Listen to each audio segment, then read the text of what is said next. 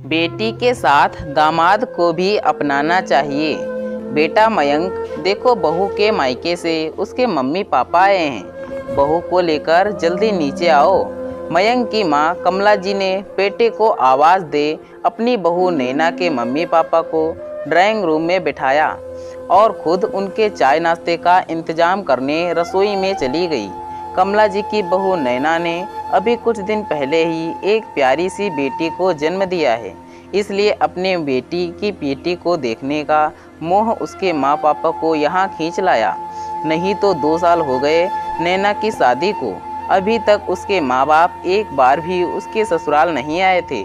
जब भी ज़रूरत होती नैना के भाई भाभी को ही भेज देते थे, क्योंकि उनकी नज़रों में बेटी के ससुराल में माँ पापा नहीं जाते।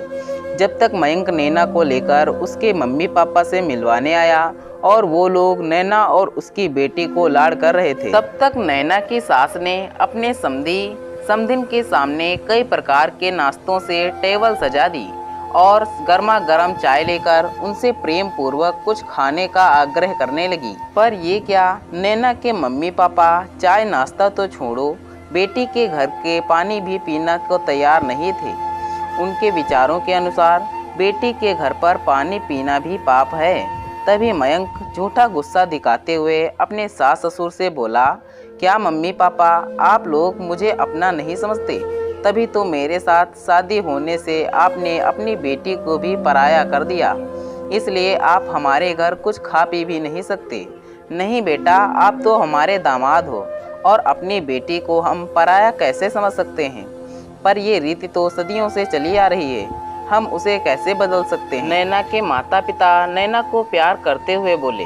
नैना की सास भी मुस्कुराते हुए बोली, समधी जी, क्या आप बहू के मायके का भी कुछ नहीं खाते पीते हैं? नैना के पापा ने बड़ी शान से कहा, खाते हैं समधिन जी, क्योंकि वो तो मेरी बहू है।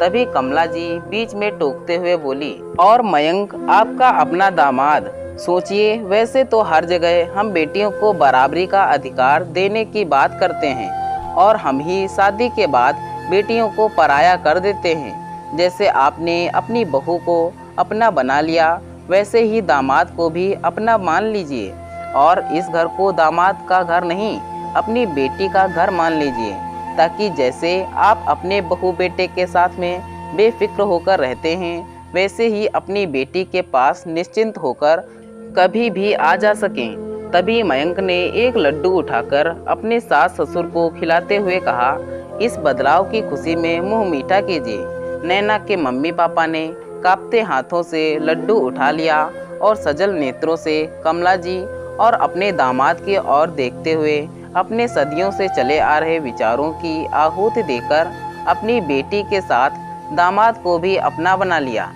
वहीं अपनी बेटी को गोदी में लिए बैठी नैना की इतनी अच्छी सास और पति को पाकर खुशी से आंखें भर आईं। जिस बात को वो अपने मम्मी पापा को शादी के बाद से समझाने की कोशिश कर रही थी, वही बात इन लोगों ने इतनी सरलता और प्यार से समझा दी थी। अब उसके मम्मी पापा कभी भी उससे मिलने आ सकते हैं, ये सोचकर ही उसका मन मयूर नाचने लगा था। तो दोस्तों, यह थी हमारी आज की कहानी।